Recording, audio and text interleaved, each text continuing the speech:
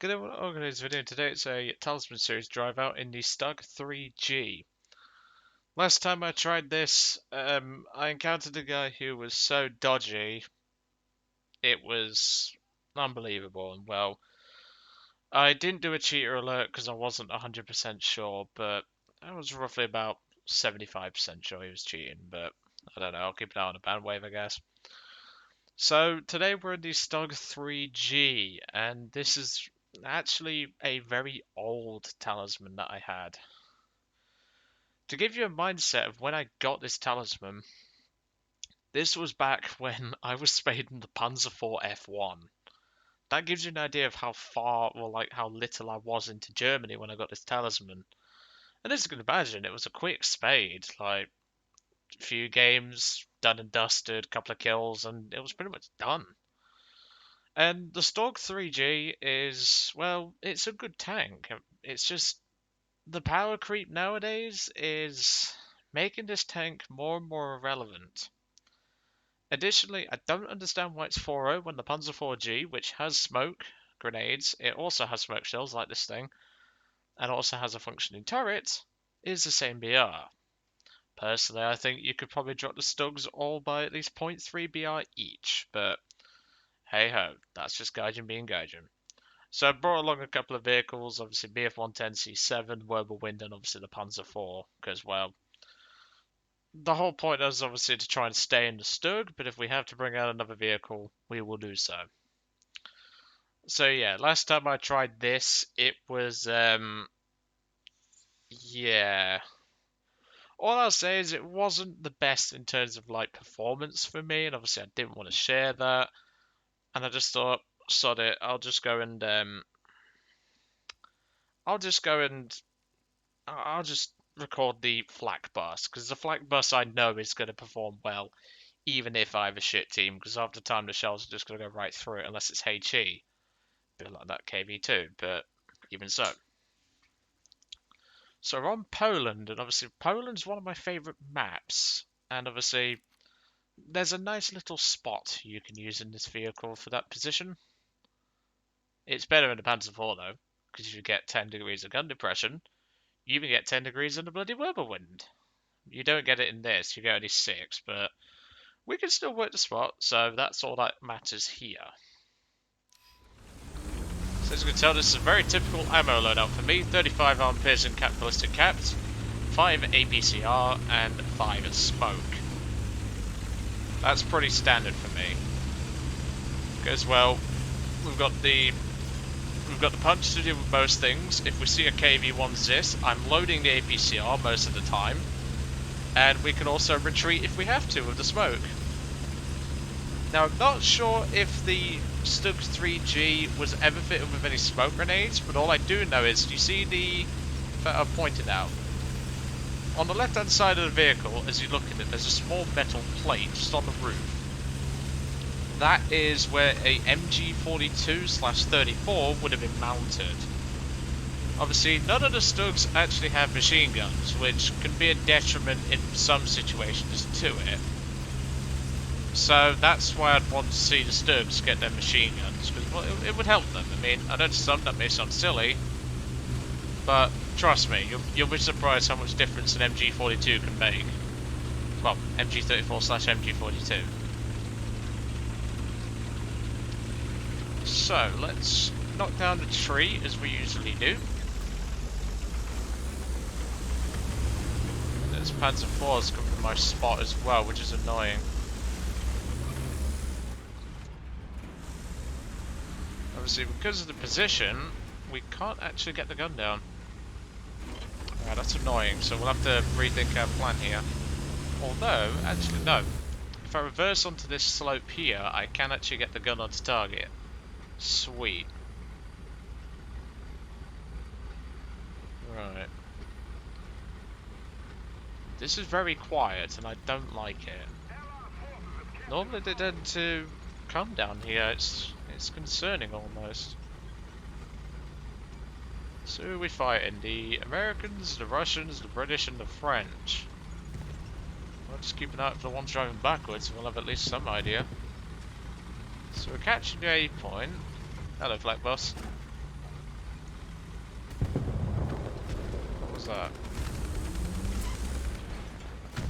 I don't see that vehicle, but... Where are they? Okay, what I'm going to do is I'm going to change position. I'll see you just fire that. What are you firing at? 'Cause you just fired at something. That was one, that was an M4 Sherman. Oh! Cromwell with the RP3 rockets. Not really in a good, not in a good position here. We've got the front armor to resist that gun for the most part anyway. I hit that tank. I'm fairly certain that shot hit the tank.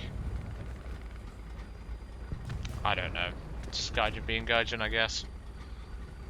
Right, well, Cromwell's dealt with. What are you firing at? He just got taken out by a KV-1? I just saw something there. Let's move up a bit. It's an AMX. That was a bad shot by me. Could have probably aimed that a bit better, to be brutally honest.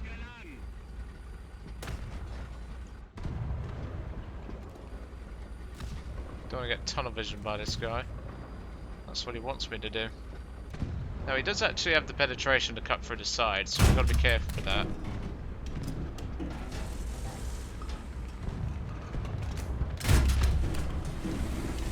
That was off. Both of us were off there. Me not so much, he landed about 50 meters, I landed within about 10 on him. Kid, I'm not falling for that one. Do you really think I'm that thick-headed? We'll go for the engine next. Or not. Right, I don't want to know what that was, but that sounded very large. In terms of caliber. Yeah, it looks like it was coming from direct front. Whatever it is, has eyes on me. I think it's that KV, actually. Is it the KV or something else? I'm not too sure, but we're going to try and engage the KV. A bit more forward, and we can probably put one on the turret. Oh, just missed the weak spot. Couldn't save that guy. He's just knocking trees down now to piss me off, and he's succeeding in that. Good night, Mr. Cromwell. That was kind of lucky, I will admit. That AMX is still sat there.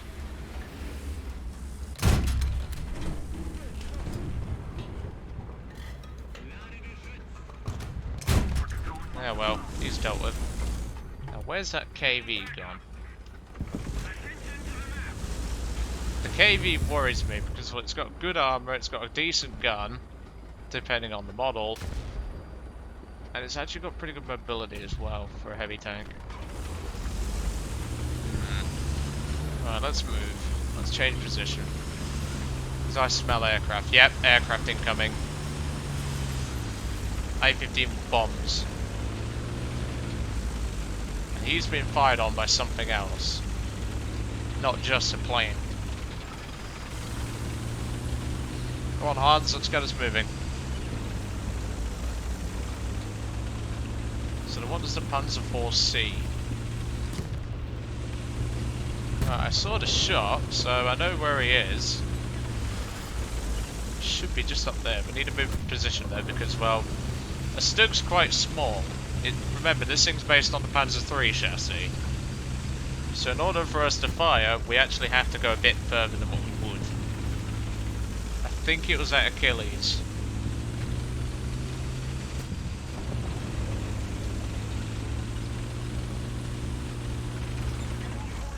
What I'm going to do is I'm going to drive it up here, park just next to this tree. So this way we've at least got a little bit of cover. Is that a plane's wing or something? I don't know.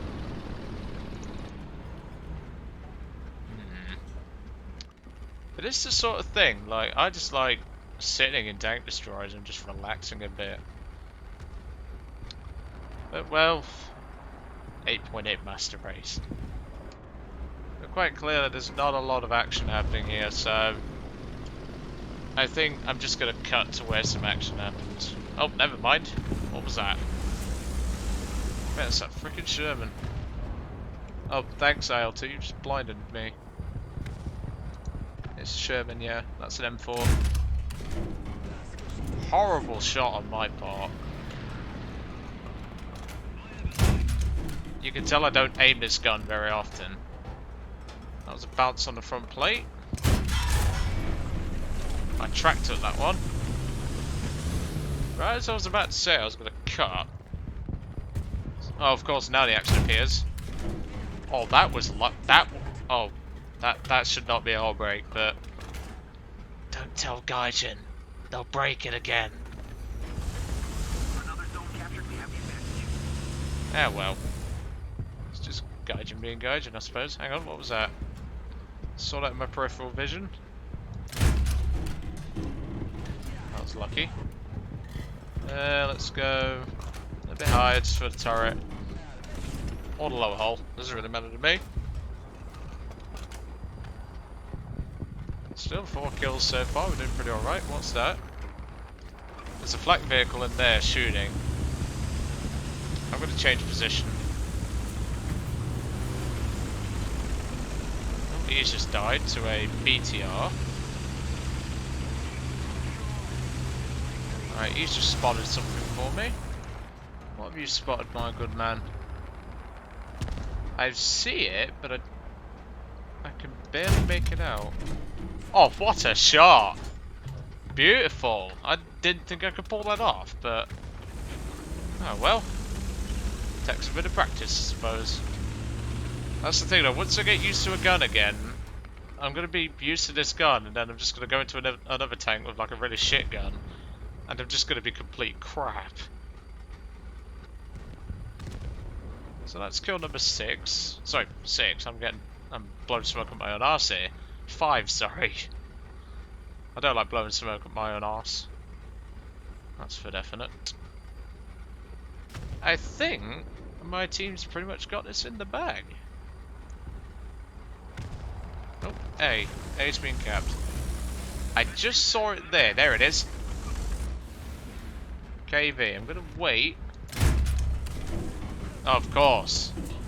It's front of the mantlet, ricochets down, and does fuck all. Thank you. That's kill number 6, Joe. Learn to count. What the fuck was that? Where'd that come from? I didn't see that shot. I didn't see that shot. I'm gonna back up. And I got shot in the side. Oh, thanks, team. I mean, we have a tank destroyer looking down there, but of course, Stolinium shell always goes non-slug German armor.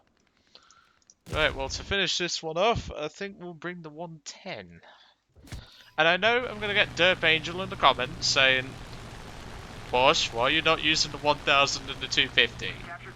I use the 2500s because then you get versatile in both bombs. What I mean by versatile in both bombs is that both bombs pack the same punch. So that way, if you at least know how to drop a 500 on a target, you can at least guarantee yourself 2 kills. Possibly even more.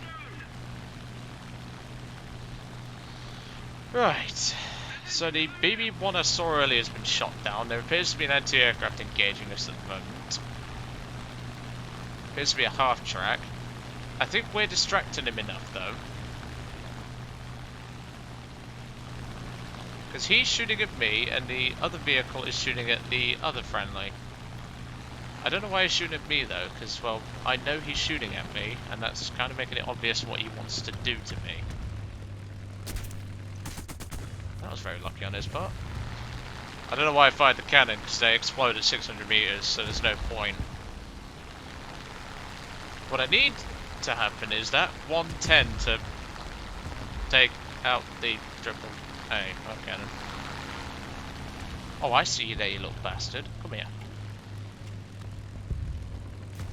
And bomb out. That should be on target. And skaboosh. There you go. I think I did a lot more than just ammunition explosion there, Gaijin. Now we've got 2 AA engaging us. That's fine. Yeah, these aircraft, the BF-110s, they're so good in ground attack.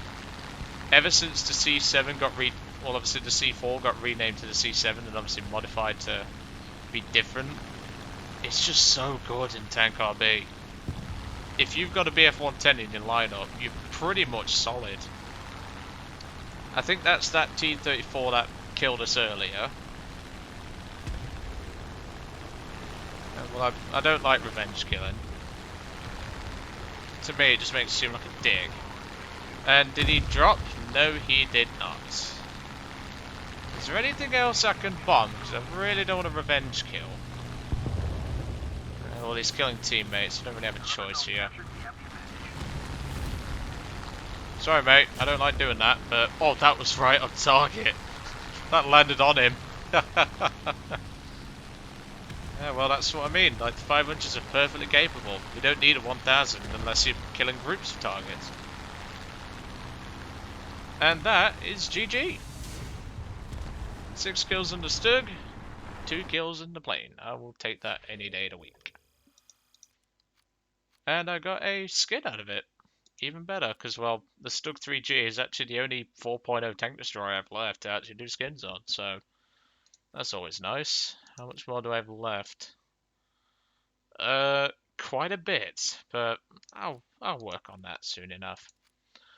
Not a bad game. I mean, 6 kills. I mean, my aim was a bit off, but I soon adjusted, because obviously you got to remember, I don't really play Germany all that much in the lower tiers anymore, so I'm not used to the 75, but once I got back into the swing of things, I was fine with it. That's just how I work, and that's how I am.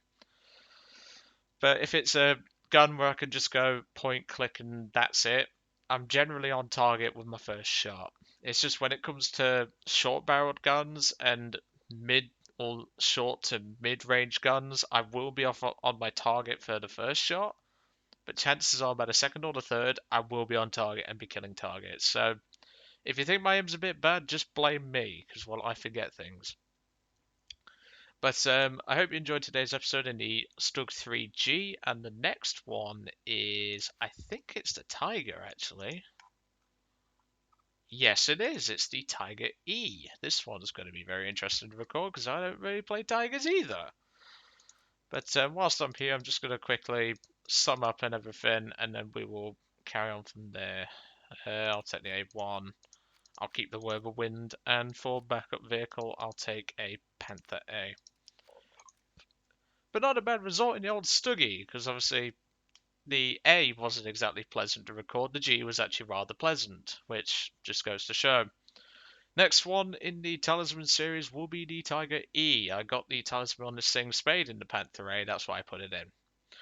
But anyway, I'm going to let you guys off. I hope to see you all on the next, well, obviously the next video and everything, and obviously next installment in this series, well, for tanks at least.